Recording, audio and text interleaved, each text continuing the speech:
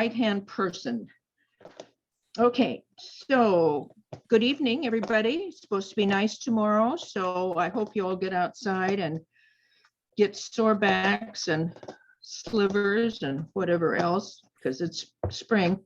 4 people have indicated that they need to make announcements, and I will start with Alan Taylor. Hi, Alan Taylor. I'm serving currently as chair of the mentor committee.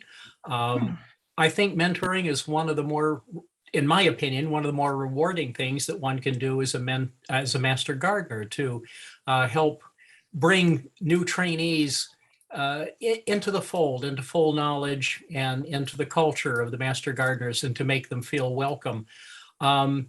We have a class that's now just started training this year, and it'll be several weeks yet before they'll be ready to work at the help desk, which is how they need to earn most of their volunteer hours. And I've already reached out to a number of people who've served as mentors in the past. And I'd also like to generally invite other people to consider being a mentor this year. One of the things we're facing is a bit of uncertainty. Right now, with the new rules, the end of the mask mandate is that we are able to have more than one person at the help desk in the office at the same time. But we're also setting up to be able to have people working together, a mentor and a trainee together, or 2 master gardeners together in the conference room, and also setting up so that they can work completely remotely, each from their own home, but still able to collaborate. And this is because I think it's prudent to be prepared for whatever might come. We had a summer of freedom last year, as you remember, but it didn't last. And so I just want to be ready for any eventuality and to make it possible for people to find the situation in which they're comfortable in working together with either a master gardener colleague or with a new trainee. So if you're interested in serving as a master gardener, or if I've already reached out to you and haven't heard back, please get in touch. I'm in the directory and also in the phone book in Philomath. So let me know, and I hope to hear from more of you. Thank you. Thanks, Alan. Deb Kern is next, please. Hi, everyone. Ann Brody and I are working on plant problem scenario for this upcoming class. It'll be a little bit different this year. We're going to have 2 labs, and they'll be on Sunday. One is May 1st at the Benton County Demo Garden, and the other one is Sunday, June 5th at the Lynn County Demo Garden. We've had some people have already signed up for that. We could use a few more, especially for the June 5th lab session. I'm going to be sending out a plea for some help in the next president's email that she sends out. So just think about it. Those of you that have done plant problem scenario in the past, it's going to be pretty much exactly how we've done it, except it'll be outdoors. Thanks. Thanks, Deb. Kathy Clark. Kathy Clark. You're muted, honey. There we go. I got it. I just lost my thing. Come back. There we are. No, that's not the right one. Just a sec. There it is. I'm reporting for Leslie Hauser, who is our volunteer coordinator extraordinaire for the plant sale. We are moving toward a plant sale like in the good old days on May 7th. And this is from her. So calling all volunteers, the Sign Up Genius link for the big May 7th sale will be sent to all master gardeners and trainees on March 24th. So this week you will be getting an email. It will be an invitation from Leslie to volunteer. We'll need loaders and unloaders and organizers and talliers, holding workers, cleanup crew, and so forth. There's a job and shift for everyone in this whole BCMGA group effort. The importance of the plant sale, for those who are unfamiliar, is that this is the funding source for pretty much all the programs that we do in public education. So if you value the programs, you got to work out at the plant sale. Any questions? Guess not. And the last announcement will be made by Deb Lauer, please. Am I on?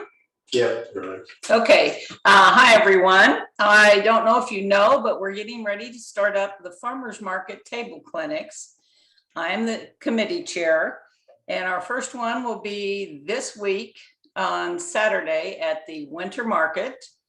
That table's full, but I have another one coming up on the 16th of April, which is opening day for the downtown market, and we'll be sending out sign up genius, I'm sure, for that to sign up.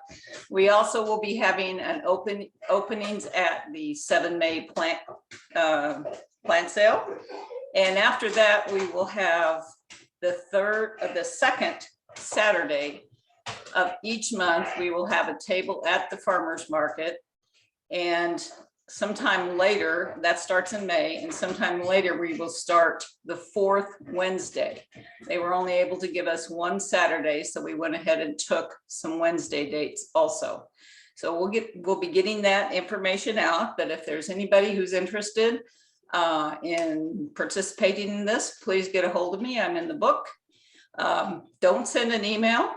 My computer works, except the email doesn't. And it would be easier. And I'm going to give you my cell phone number if you're interested, is 541-602-3138. And you can text me if you're interested in volunteering for clinic tables. And that's all I've got. Thank you. Thank you. A couple of things. I'm going to ask you all to mute so that your dog's barking or your telephone ringing doesn't interrupt.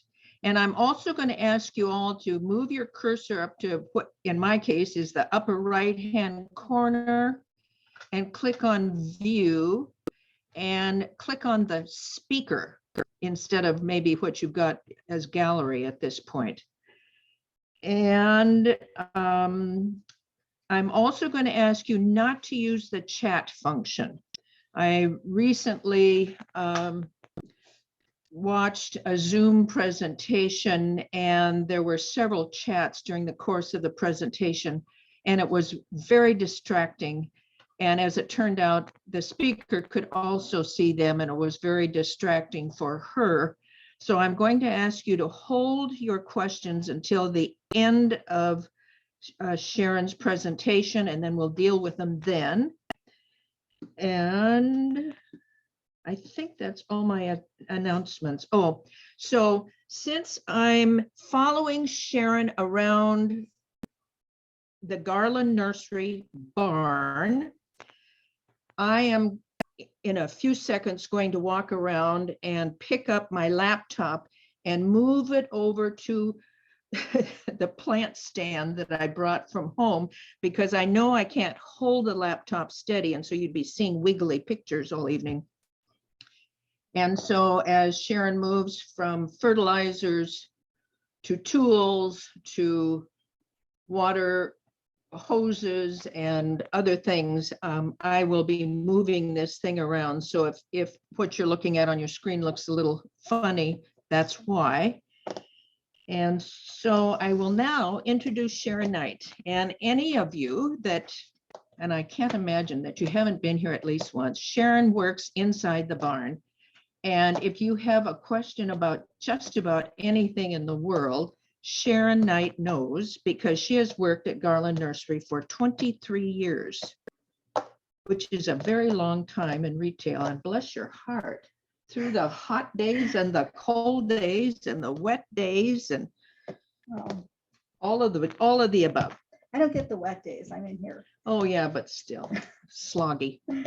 So Sharon and I will be wandering around in the barn talking about things. And so now I'm going to move my laptop, and I'm going to turn my webcam around so you can see Sharon. I'll be So over give me a couple of seconds.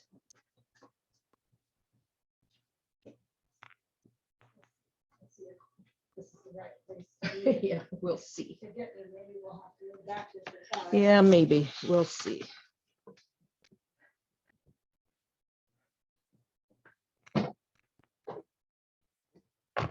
Okay, and now I'll turn this around. Can you see Sharon? Can you see me? Good, okay. All right. I think maybe I'll back up just a bit. So it's, you people, it's going to be a little wiggly. Okay, There. hopefully Good. that'll Be better. Okay, well, welcome to Garland Nursery. I'm sure you've all been here, but always good to have you back. We're going to talk about fertilizers to start with. This is our organic fertilizer wall. Not everything is actually certified organic, but it's all natural products. They're and a lot of them are certified organic. We have a couple of main lines on here. The one we have Down to Earth, which is an Oregon product, and we have some of the ones that are ready to use, the vegetable garden mix, the citrus, acid mix, whatever you need. And then we also have some that we call the simples, where it's just blood meal, just cottonseed meal, just one of the ingredients that would go into one of the other complete fertilizers. So some people like to make their own. I'm kind of a lazy gardener. I like it already made. But Down to Earth is a really good product. It's recommended by Territorial Seed Company. But we also carry the Espoma, and that is not Oregon made, but it is made in the US. It's made in New Jersey, I believe. When they started the company, they made two fertilizers. They made Hollytone, which is this one, and they made Plant Tone. And over the years, they have expanded their Plant Tone line, kind of changed it for specific needs, like if you have a citrus, or if you have roses or a fruit tree, or you're just growing tomatoes. A lot of times people want it to, be more specific for that particular plant, even though the Plant Tone will be a good all-purpose for any of those. However, they also have their Hollytone, and now they have, and Hollytone is for acid-loving plants, and now they have Evergreen Tone, Biotone, or not Biotone, sorry, Berry Tone, and Azalea Tone. But there's a little secret about the Hollytone and all of these acid-loving fertilizers. These are all exactly the same product in a different label. So Hollytone hasn't changed. The acid-loving plants all use the same product. They all use the same. So if you're planting your blueberries and you wanted to have a picture of a blueberry on the label, then by all means buy the Berry Tone. But if you need a big bag of it, buy the Hollytone, because we don't carry Berry Tone in a big bag, and it's the same product. It's just wearing a different shirt. So that's kind of a funny little side thing, but it's something that when we're out of Azalea Tone later in the year, or we're out of Berry Tone later in the year, you can still feed your blueberries. You just have to buy the different bag. So, but we have some others, like we've had people ask for some of the more specialty ones. We're carrying a few. The palm and hibiscus. It's kind of interesting. It has a lower phosphorus number, so you wouldn't think that a blooming plant would want that, but apparently hibiscus does. So we have a lot of people asking for that in the summer. Oh, right. The other big thing. Now, the thing I like about the whole Espoma line is they have like this bacteria in it. They have soil bacteria in it, which helps to break down the product. But also the one starter product they have that I like the best is their Biotone. You want me to come a little closer? Here's Biotone. You've probably seen it.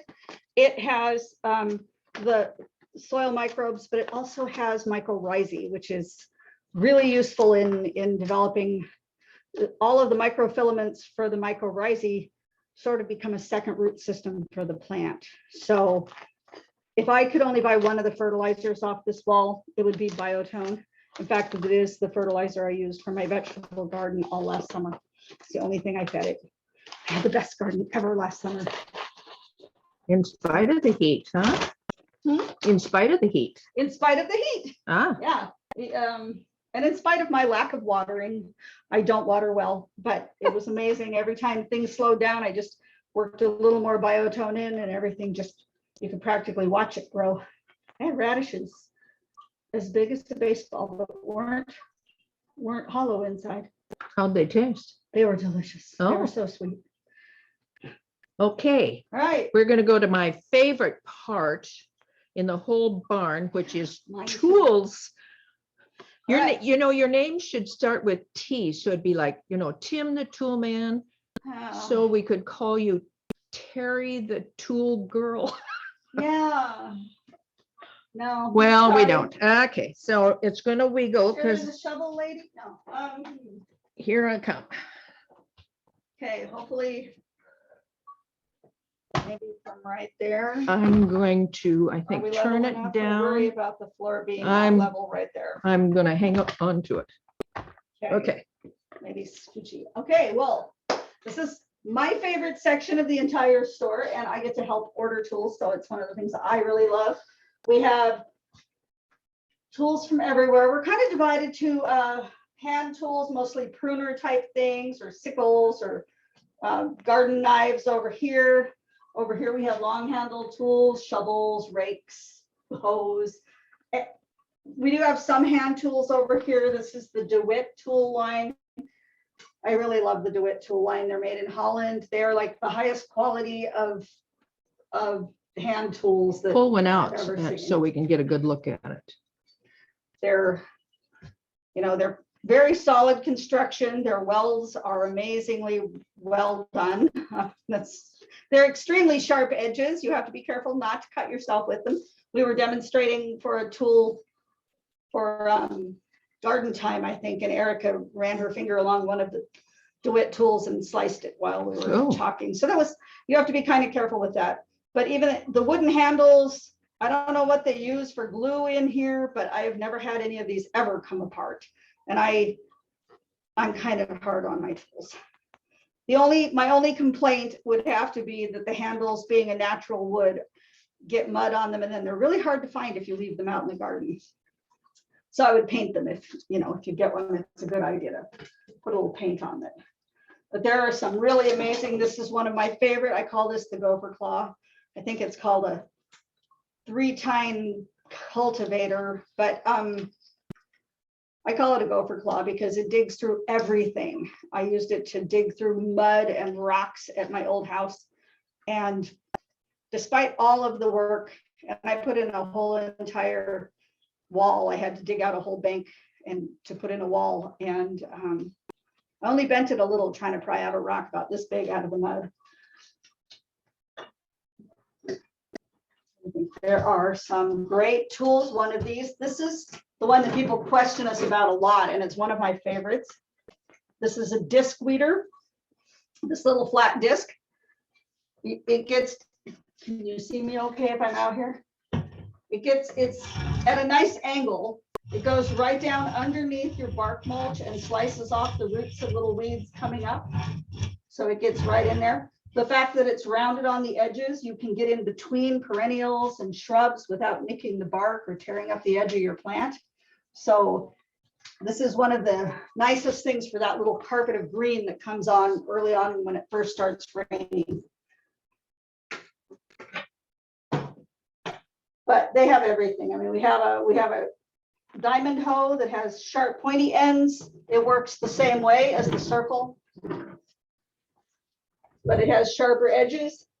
This has rubber. Whoop. Whoop. Don't panic, people. We're okay.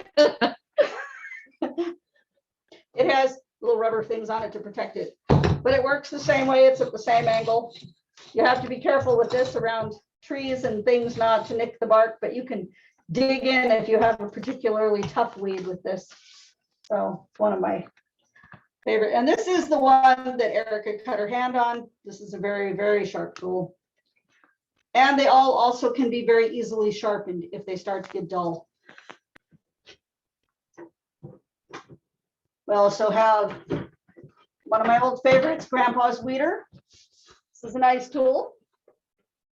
You put it down over the top of the weed, poke the little prongs right over the weed, step down on this until it is on the ground. And then the level of the ground, as you tilt it back, pinches the weed and lifts it right out. Doesn't always work on dandelions when when the soil is hard and dry. But this time of year when the soil is soft, it's amazing. The most amazing thing I found is that you can get your little next door neighbor kid, or any little kids love to do this. It's really easy to do, and you can get small children to help you with it. So anytime I can get one of the little kids in the neighborhood to help me with my gardening, it's always fun. Now I do want to talk about everybody's favorite tools, the root slayer shovels. If you haven't seen the root slayer shovels before, you're in for a treat. And if you have seen the root slayer shovels before, well, you're in for a treat anyway. They're just a lot of fun. We have a lot of other choices now. They all come in these handy little plastic cases when we get them, mostly to protect people like me from cutting myself. Why don't you come closer so they can see that lovely serrated? So it has a side? serrated saw blade edge and on both sides, and it has a little indent at the top so that when you're going down into the soil with it and you hit a root, most round shovels will just push the root off to one side. This one, you can chisel right down on it, or if you can't just break it by chiseling it, you can move the shovel over to the side a little bit, and then that saw blade will just slice right through it. It's got a very, it's heavy, so it does part of the work for you. And it has a very nice ergonomic handle that's easy to hold on to, and a nice wide place to step. So you don't have just that little edge that's gonna hurt your foot more than it's gonna get into the ground. So this is the basic root slayer. We have some other things. We have root slayer makes an edger that also has the little saw blades on the sides. So it's nice to any kind of tough grasses and roots that are coming up along your sidewalk. Probably one of my favorite root slayer new ones is the perennial weeder. And it's the same root slayer blade. I could take it out of the plastic, I suppose, but it's in a smaller shovel. So when you're just trying to divide your perennials, which I suppose we're doing for the plant sale, right? It's smaller, it's easier to get into, and you're not going to end up taking out the whole plant, just the little parts that you're trying to dig out. We also have one they call a Nomad. It has a little different handle, makes it easier to shovel this way when you're, this is a great one to take camping. Same blade, same tough, saw blade edges that will cut through roots. We were going to do several of the hand tools too. Yeah, the hand tools we've got. This is one of the favorite hand tools here. This is one of Erica's favorite hand tools. It's a little sickle. Everything comes in these nice plastic holders. This has a very sharp blade, and I'm going to come closer. Okay, it's very sharp. This is not a saw. A lot of people, try to saw through like little sticks. It won't saw through a stick. You'll be disappointed. What it will saw through is grasses. It'll saw through, like if you're harvesting your lavender, if you gather a bunch of lavender, and it'll just slice through it. I used to go through underneath my chain link fence at my old house and just reach under and cut through all the grass and weeds that were growing from next door and just kind of keep them trimmed back from the fence. It holds up very well for cutting up grasses, doing grasses and things that you can gather. If you need dead head, cut back all your perennials like your coreopsis or something like that at the end of the year, you just gather all the dead sticks and slice through it. So that's one of the easiest tools we have for that. We also have hori knives. This is my favorite knife. Every one of these tools is my favorite. Have you noticed that? It's because I am a lazy gardener, and anything that makes my job a lot easier, it's my favorite. The hori is a really versatile tool. It's from Japan. It's really, really high quality, good, easy to hold on to handle. This one has a stainless steel blade. It's extremely sharp. It's like a knife on this side. It's serrated like like a serrated knife on this side. I mean, you can cut yourself easily with this. It'll slice through pretty much any roots in your garden you need it to, unless it's a tree root, then you go for the root slayer. But you can dig trenches with it. You can do all kinds of things with it. It's just, it even has measurements on it, so you know how deep you're digging if you're planting bulbs or something. One of my favorites. And it comes with a little leather, well, not really leather case. Used to be a leather case. Anyway, we have several styles and prices of those. Root Slayer also makes their version of a hori-hori, again with the saw blade edge and the little indented tip. It also has a little indent for cutting twine or wire. I like the red on the handles. You can find it in the garden. We have a lot of different styles of pruners. We have some pruners. We have Felco pruners on a different wall. They're kind of the Cadillac of pruners. They're like the top of the line. These are, they're still decent pruners, but they're a little, for people who aren't doing a ton of work, maybe don't need to invest $85 in a pair of pruners, but still want something that's not going to fall apart in two uses.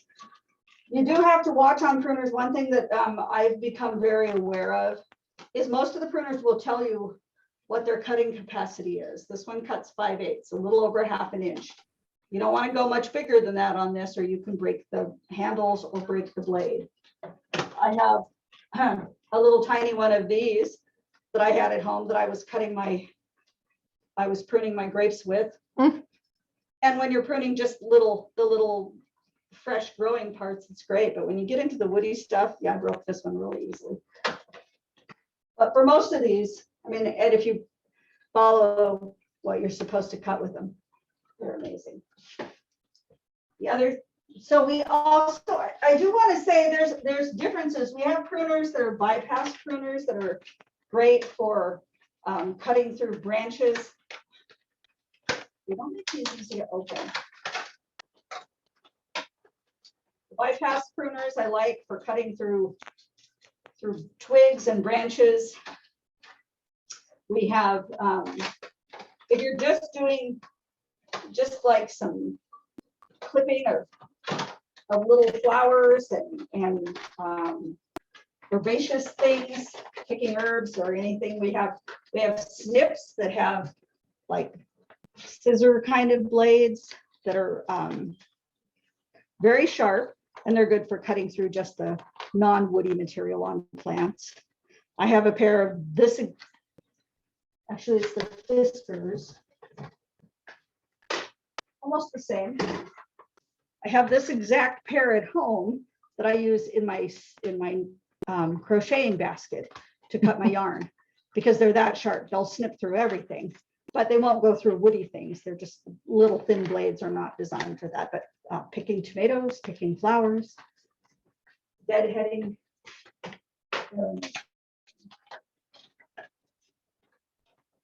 Don't forget, we're going to talk about the footstool bench combo to your right. Yes, that is my, I don't know where that came from. This little item is going to be one of my next purchases.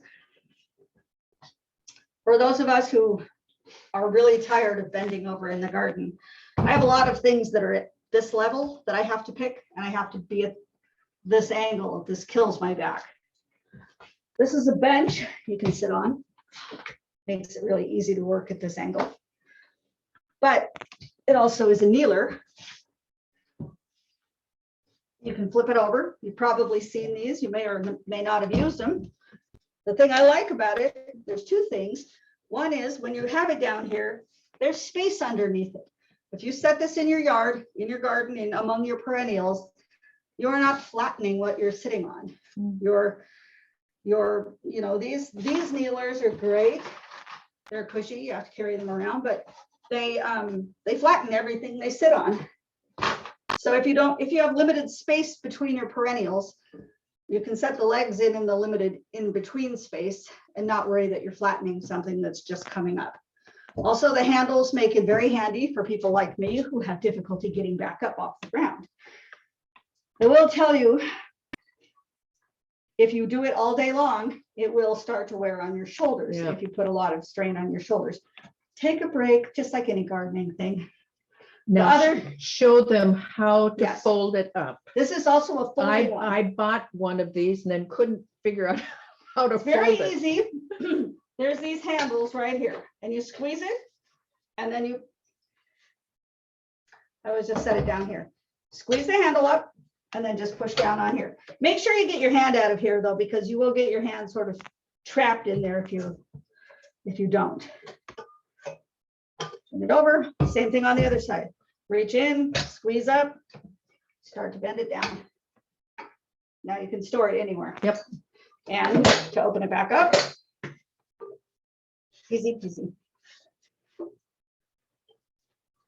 I succumbed and bought one of those this year and I'm delighted that I did. I'm of that age. And you're- I haven't purchased any tools. Oh, wait, no, that's not true. No, I bought that last year.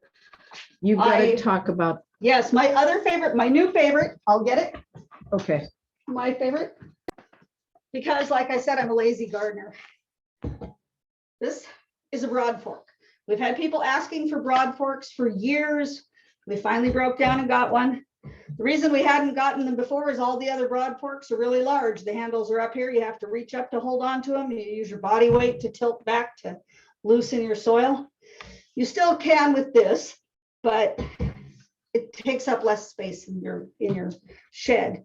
But it has very long, very sturdy tines. And again, this is made by DeWitt. So this is a really good quality product. You are not going to break these tines off. You can put that into your soil. You can wiggle it a little bit to work it in among rocks. And you can stand on it. I'm not going to, put holes in my floor, hopefully. But you put your weight on it. It has a very nice sturdy platform that you can step on to push down. And you can hold the handle and jiggle it however you need to get it between the rocks and whatever. My soil has so many rocks. And then once it's in, all you do is lean back and pull it back and it will loosen the soil. And if it was light outside and we could take you outside, I could show you how to use this out there. It's really amazing. It's great for compact soil. It's great even as just a soil aerator. If you've got, if you need to stab down, it's gonna make holes pretty far down into your soil. So it's gonna loosen up a pretty good area. I've used it in place of a tiller to loosen up a whole area to put in blueberries. It took almost no time and didn't destroy my soil when it was too wet to till. okay, now we're moving on, are we not? I believe we're moving on to hoses. Okay, we're moving on. So you're gonna see wiggly pictures. Okay, I'll let you go first. Okay, I'm gonna help you with, I'm gonna help you with the cord. So you don't Okay. drop anything or trip. Territorial seeds, we're passing by. Stand on it. Yeah, I am. You do not want to unplug your, Okay, all right. here we are. Hey, that was easy. Okay, this is our irrigation corner. Can you all see me now? Yep. We have a couple of choices of hoses. Some of our hoses are a little more expensive than the average hose you'll buy down at Home Depot or something. We do have the average hoses you'll buy there. Down here for people who just want a cheap hose and they don't care. They just need something to move water. But we have water right hoses, which are one of my favorite hoses. They're made in McMinnville, Oregon, and they are drinking water safe. And they are super, super lightweight. This is a 75-foot hose that I'm holding with my little finger. I can't hold a 50-foot big rubber hose with my little finger. They come in two sizes. Well, they come in a lot of lengths, but they come in two widths. They come in a normal hose width, which is 5/8, and then they also come in a 7/16. I like the 7/16. That's the first one that I got from them before we ever carried the bigger ones. And so they're so lightweight, they don't damage the plants. They don't seem to drag over your plants and tear everything up. They don't kink very easily. If you stretch them all out and they have some loops, you can just, flip them a little bit and you can flip all the kinks out of them. If the 7/16 hoses, if you have really good water pressure to begin with, they're great. It will lower your water pressure a little bit, enough that you're not going to, flatten your new plants. But if you have really bad water pressure, it may cut it down enough that it's, just kind of bubbles out of your watering wand. So some people don't like the change of water pressure. We have the regular size. This is a 50-foot hose, that I can hold with one finger. So they're very lightweight, and it's one of the things I love. Plus, I love the fact that they're drinking water safe. Not only do they not put any kind of lead or anything in them, but you don't taste hose when you drink out of them. I had to fill my water bottle out of one when I was outside working last summer, and it was almost better than our house water. I don't know how. Anyway, it comes in all kinds of lengths, from 25 feet up to 100 feet, everything in between. We also have the 0G hose. I don't know if you're familiar with the 0G hose. It is a cloth covered hose. It is not like the little pocket hoses from a couple of years ago that stretched. These stay the same length all the time. They do flatten out. They're more like a fire hose. They're good quality.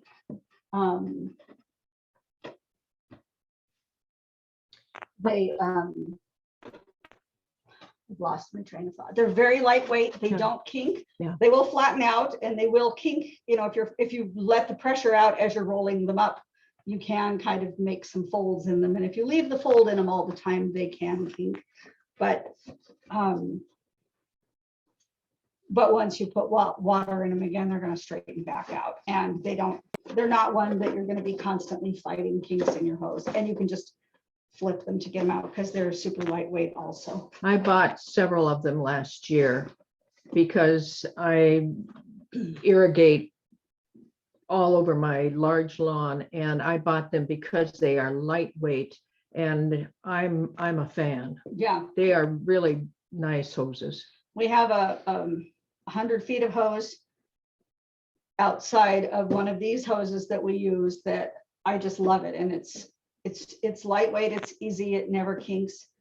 Well, it kinks a little bit, but we've been twisting that hose for a very long time. We have a lot of different people using it.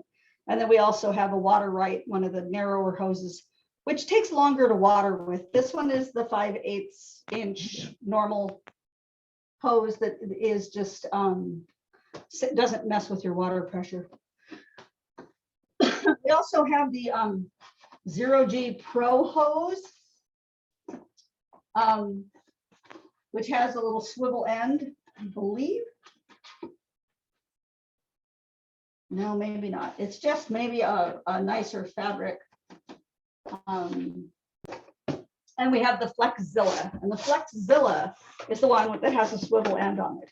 So when you're walking and you're carrying your hose, and you know how sometimes your watering wand is just not quite pointing the angle you want, this one takes care of that problem. It has a little swivel, you can turn it however you want it without making your hose kink. The Flexzilla is also a hose that we use here. We've had in several of the areas. It doesn't kink very easily. It's a good, reasonably lightweight for what it is. It's still lighter than the old rubber hoses.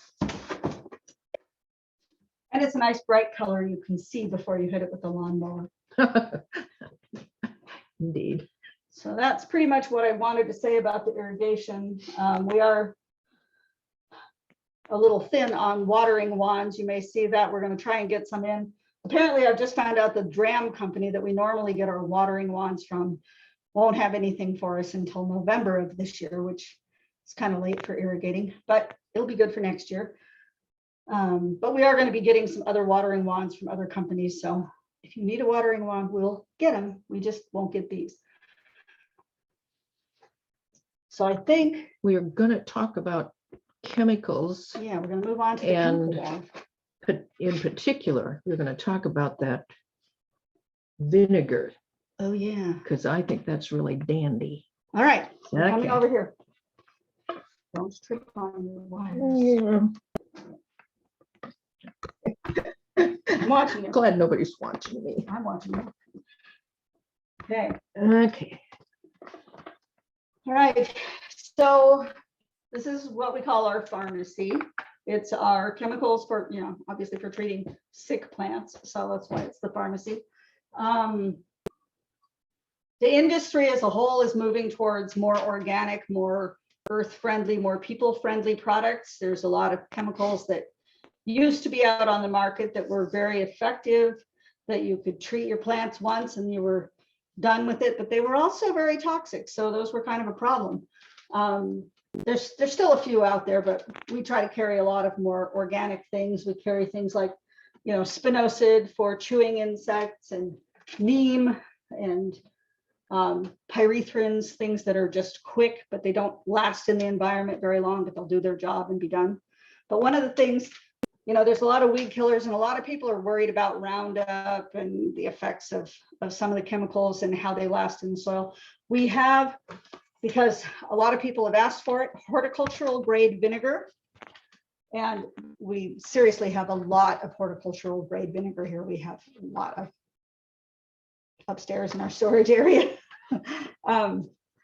It's 30% vinegar. It is probably one of the more dangerous chemicals we have, just in the fact that it will burn your skin if you get it on your skin. It is leaking. Oh,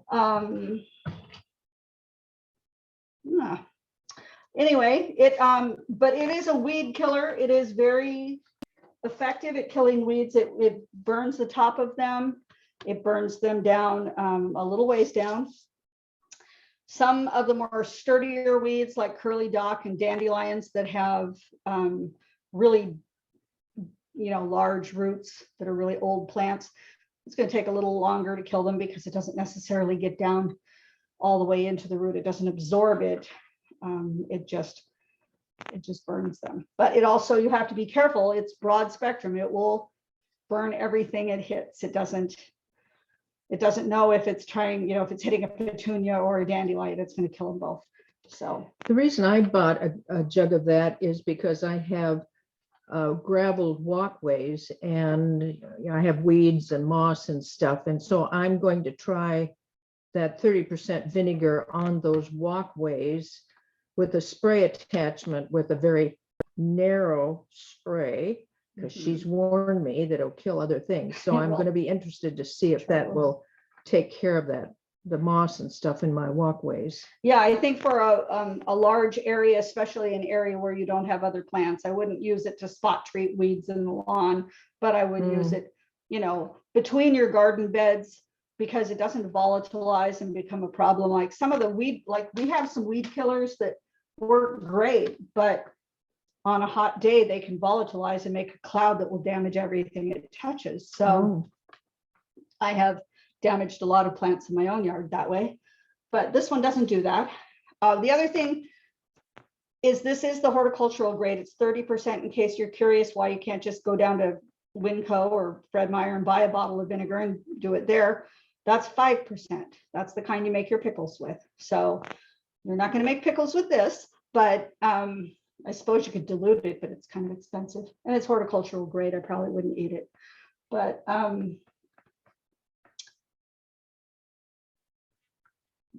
I know several people that work here do use this a lot. I haven't had a chance to use this yet, but I'm kind of leaning towards that. I'm trying to avoid chemicals with my new dog. So what kind of feedback do you get from people that use neem oil? And the reason I ask is I have some really gorgeous long-term rhododendrons in my yard, and I'm really fighting the azalea lacewing, whatever it's called, yes. the bug from hell. Azalea lace bugs. Yeah. Yeah. So neem,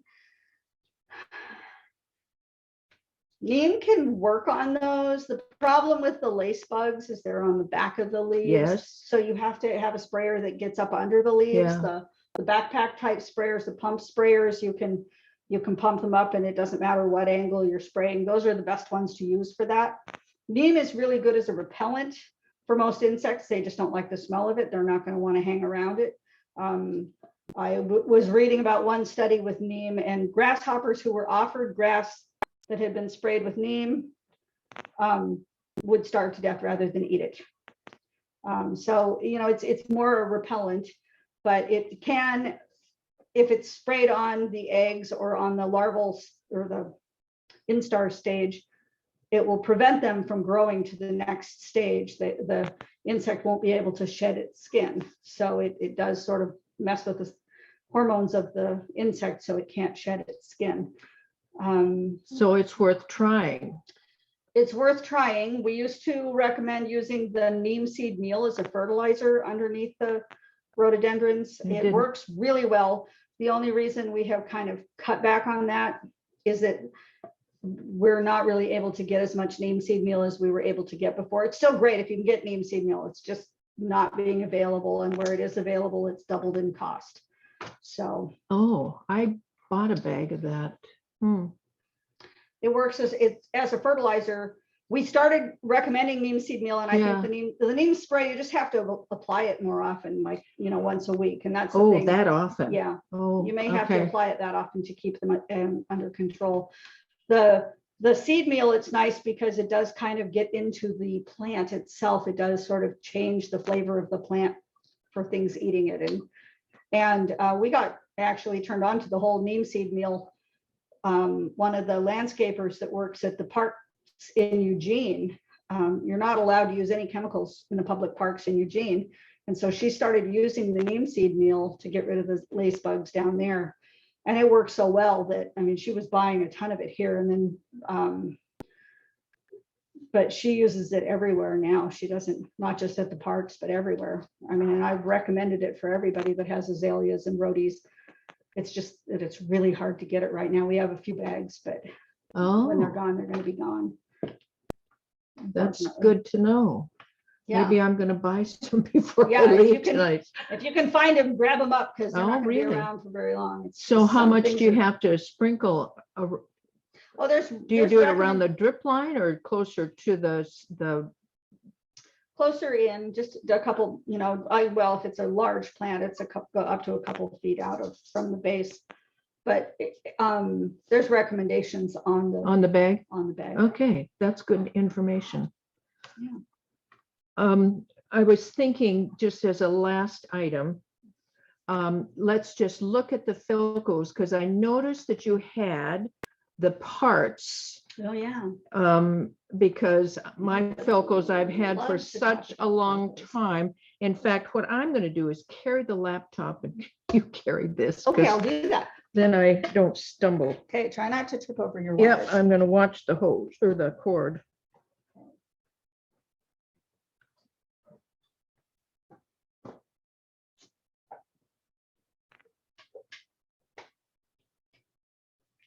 Now, as long as the cat isn't chasing the wire. Whoop. we're good. Here. Still plugged in? Yeah, we're good. Okay, so we keep our Philcos over here. And I think I understand why, since they're so expensive. They're a little expensive. They're like $85. Yeah. Kind of a funny story with the Philco. When I first started work here in 1990.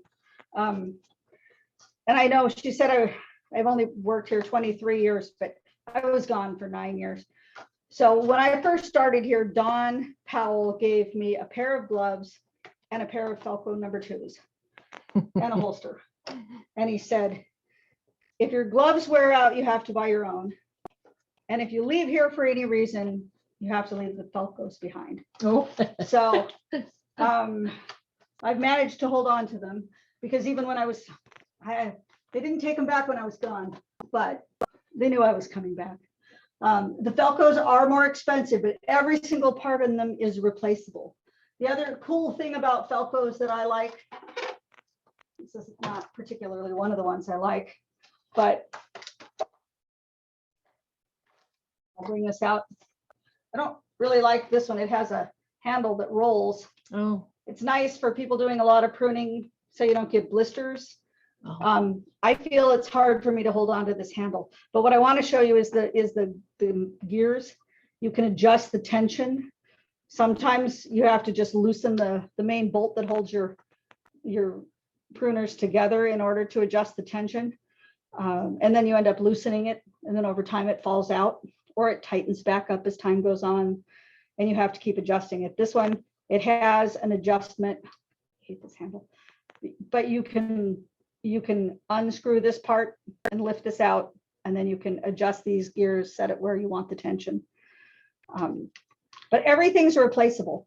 Everything, any of these parts are replaceable. These springs pop out occasionally. Those are replaceable. You can replace the blades. Everything comes apart. You can replace the little clip. Even the little cushion things that go inside. All you have to know is which number Felco you bought, because it does change. I want to ask you about Yes. one part on that Felco, Yes. because when I'm using, and I don't know where we are, this thing flips back. You know, I'm cutting Yes. and all of a sudden that darn thing That is is the flipped. one drawback of the Felco pruners. Okay, That's the so one, it's and they've not gotten just better. me. Not just you, it's everybody. It's really They've gotten better. annoying. My Felco, I don't have it on me, too bad, but it has, I just can't handle that one. It's got the rolly handle. My Felco has where I've I can do this. Where I've pulled it back here, I have shoved little bits of like cat. Sorry, the noises in the background. Our cat is doing things. Do not let her into any of the rooms.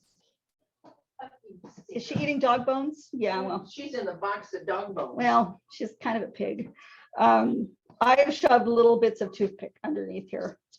And that's one of the reasons that I keep that I have a holster, is so I never have to lock mine. I just stick it in the holster, and the holster keeps it closed. Oh, So well, what I've wound up doing is pulling it all the way back. yeah, Mine will swing all the way around, but boy, that's annoying. it is. And that is the one thing. And they've made them better. These the Felcos now, I mean, this one, you can feel it. It's hard. Yeah. It's hard to lock it. It's hard to unlock it. But that does keep it from just swinging closed every time you're Yeah, cutting that's- something below. Well, for $85, For 85, I'll live with what I got. yeah. But Yeah, I'm rather glad, than I'm buy a glad new to one. know but- it's not just me. No, and this also, you could take this lock off. You really could. You could Yeah, you could loosen this and take the lock off entirely if it's really annoying. But yeah, it shouldn't. You know, that is the one drawback, and they've worked on it. The other thing is Felco tools always come with a little thing for that you can use to take these to adjust the tension. Don't use these. Get a wrench. These are really a pain. They're sharp on the edges, and it's really, really hard to use these. But I always hold on to them just in case. Well, if I had one that's long gone. Yeah, they tend to get lost. They tend to get put somewhere, and then later people come across them and go, "What the heck is this?" Yeah. And then they throw them away. But Okay, anyway, there they are. so I'm gonna There's different move the sizes. laptop back to where we began. I'll turn the camera. Oh, that's right, I gotta turn the laptop around. Turn the camera around. There we are. And I'll come around. That is really funny, that cat knocking the lid off of the dog bone. She's an attention seeker. What can I say? Okay, so you've had the grand tour of Garland Nursery, and you've heard about all the different kinds of tools and things.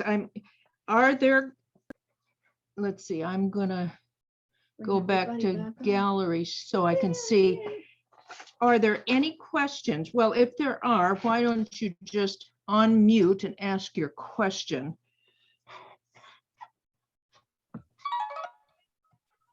I put a question in the chat, Janet, but I wondered if the horticultural vinegar works on wild onions?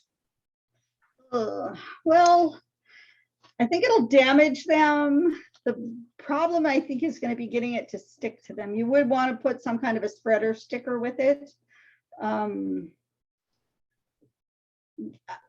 Wild onions are just horrible. I think it would work over time, but I think they're not a treat this year and you're done with it. They're something that, because they're really more related to garlic, and they're producing little, like elephant garlic. They produce those little tiny bulbs that grow on the side that are really hard, that will take, that maybe could live in the soil for a couple of years before they come up, before the outer casing breaks down. So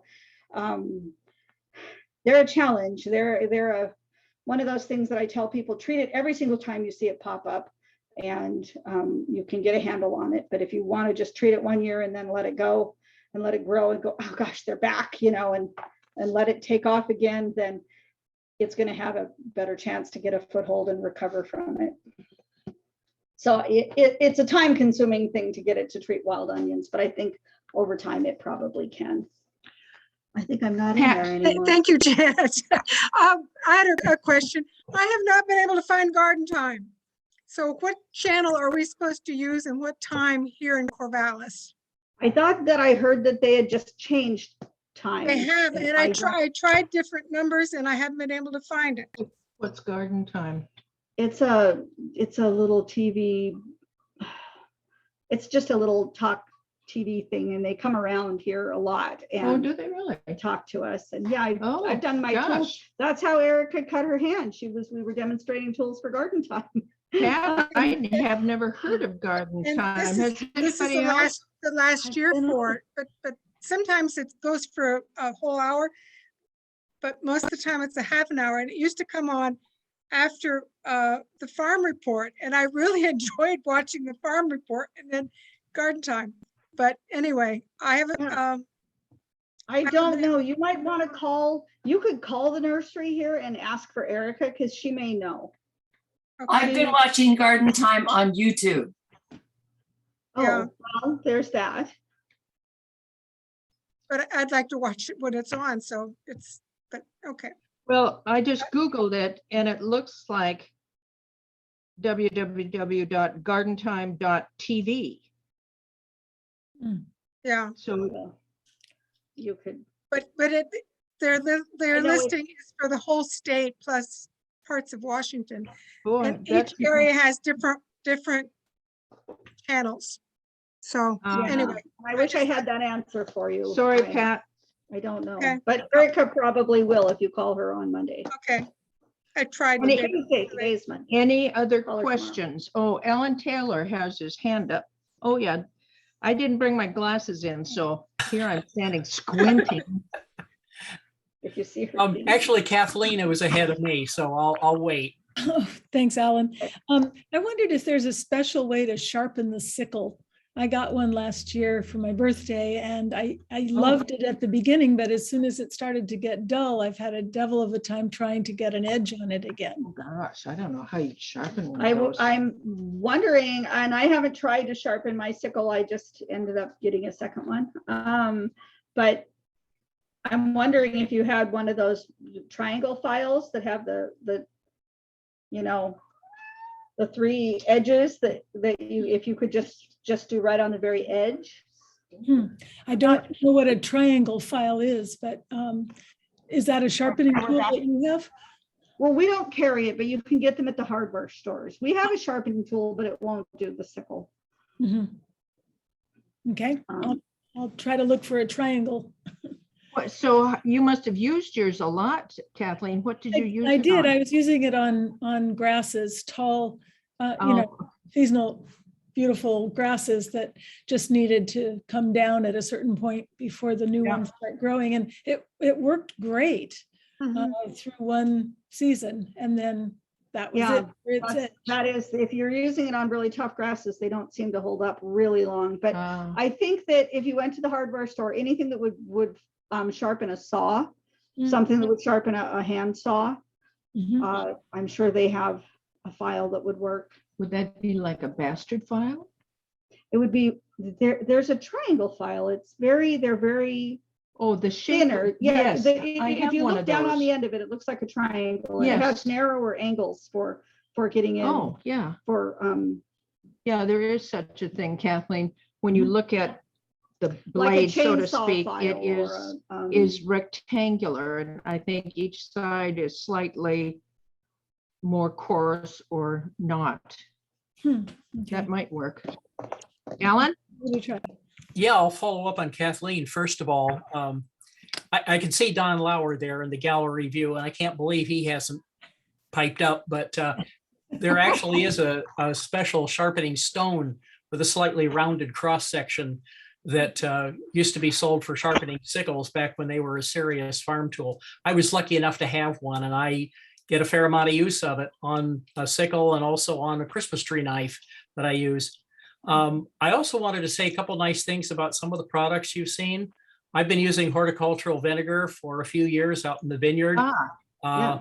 I really rely on a diamond hoe for most of my weed control, but if I have a wet spring in particular and I'm behind, I actually will run at about 10% vinegar, spray it on a warm day, and I get it. It knocks the stuff back pretty well. It buys me a lot of time. It's not a permanent solution, but it buys me a lot of time. And the last thing I'll say is I just replaced a pair of Felco 8s that I've had for over 30 years. The handles wore out finally, and I needed a new one. But I have kind of broad hands with short, stumpy fingers, and the Felco 8s fit great, much better than a Felco 2. I love the 8s so much more than the 2s because it has that indent that Yeah. cradles your hand. The 2s, I find that my hand slides up almost to the blade if I'm doing a lot of pruning. Yeah. I will say on the sickle though, the sickles we have are serrated, and I know a lot of the old farm sickles aren't serrated, so That's the right. stone works great on them, but these are serrated, so you're gonna have to go with something that would sharpen Mine's Fine. not graded. Oh. I thought they'd gotten it at Garland, but I may be mistaken. There was a Oh, dress- yours The is one not with the plastic serrated? handle is different. The one Yeah, with it's, the orange plastic handle is different. than- it's than serrated the- also. mine Ours isn't. is- It Oh, has, well, then if yours isn't serrated, you could definitely use a sharpening stone. Oh, on it. yeah, yeah. it's much just, easier. I guess I have to use it at a right angle to the blade every section. Yeah. You can't slide sideways at all, or you're coming off of it at a bad angle. Yeah, it is an odd shape. Well, I'm not seeing, as I squint at the screen, I'm Yeah. not seeing, oh, Kathleen, I have more did you questions. have a question? Oh, Several okay, hey, more go ahead. I wondered if on the Felco wall, if that was a special kind of oil, or like there's a sort of a cylindrical item there. Is that an Oh, yeah, it's a spray lubricant. spray lubricant? Is it Mhm. better to use that than WD-40 or something like that? So Oh, WD-40, actually, it's better to use an oil. yeah, WD-40, actually, the WD stands for water displacement. It's a fish oil. I learned this when I worked at the hardware store before they hit on it, but it's not, the WD-40 is more of a cleaner. It will remove water, it will dry the product out, if you have water in it. But it's not great as an all the time lubricant. It's good to use WD-40 to clean it and then go ahead and do some kind of like machine oil. I bought just a little bottle of machine oil, sewing machine oil kind of thing for mine, which I Thank promptly spilled in my tool Good, bucket. good advice. So, but yeah, it's good to keep them oiled. They do, but the WD-40 will help with removing some of the rust. anything else, Kathleen? Yeah, I wondered if by any chance they sell that triangular digging tool that Monty Don's using on Gardener's World. So there used to be, we have a diamond, the one that I showed you that had the little pointy ends that were covered with plastic, that is a diamond hoe. There used to be one called a winged weeder that was a little triangular thing. We no longer carry it because it is no longer made at the same quality it used to be. Oh. It used to have a really heavy wooden handle. It used to have a really sharp steel blade, and now it's really dull blades that are just, they're just tapped out of a machine, and they're horrible. And the handle is made out of this really lightweight aluminum, thin hollow aluminum. So you're having to use a lot of force to push down on it to instead of having the weight of the handle and the weight of the tool actually helping you. So we quit carrying the winged weeder, which was a big popular thing. Yeah, But that we used do to have the be. diamond hoe. That was one of the ones I showed you. Was that what you were talking about, Well, Kathleen? the one on Gardener's World that he uses all the time is a short handle. It's a hand tool, like a trowel length handle, maybe a tiny bit longer. And it has a triangular blade, or it almost looks like the top of a spade in cards, like playing cards, that shape. And it just, watching him work with it, it makes it look like it does everything and very efficiently, but that may just be I him. do have a Korean hoe. Let me grab that real quick. It's just right next door.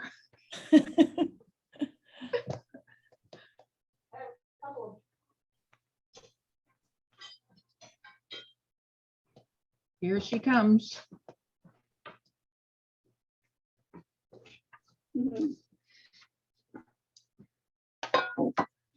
I have this little hoe. Oh, the difference is, Call it a Hiragami hoe, yeah, also taped in plastic because it keeps cutting people.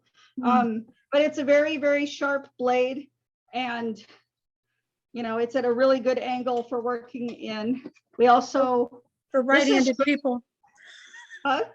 for right-handed people. Okay, yes, right. So now here's for left-handed people, but I use both. This is the Korean hoe.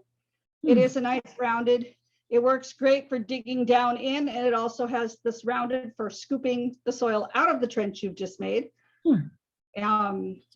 This one is not as sharp, but I do have one from DeWitt that's sharper on the edges. This one's kind of sharp on the edge, and you could definitely put a little more of an edge to it if you wanted. I'm sorry, I'm not up in the camera we can anymore. see it. We can see it. But The one that he uses, and I don't want to go on and on about this, the blade is actually in line with the handle almost. There's a slight angle. It's not a right angle like. Well, Kathleen, you're going to England. I am, but so far Why as don't you give Monty a call and find out where he got his tool? and then bring some back for all of us. it's a Dutch tool, and I have found them on a British website, but they're out of stock. It said Well, a long time, so I'd be interested to know whether, I bet you could sell a bunch in America if you started importing them. the shipping costs would Yeah. probably be exorbitant. Are there any other questions? I don't want to keep you people past your bedtime. Yes. Okay, I see Wendy. I will be quick. Thank you so much for your time. This was amazing.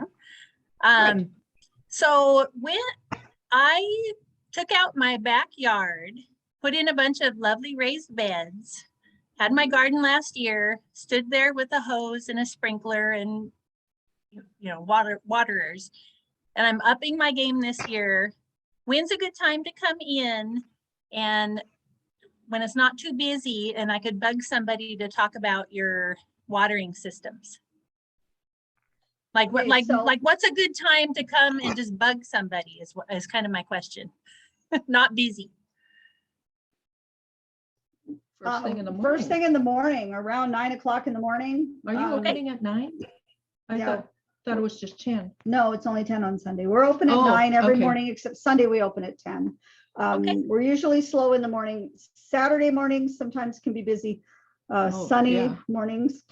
But yeah, early mornings are good. I will tell you that what we have for watering systems pretty much is sprinklers and soaker hoses and gator bags. We don't have any of the drip irrigation. But yeah, She's shaking her head. yeah. And So Well, so You're soakers are working better than what I tomorrow. was doing.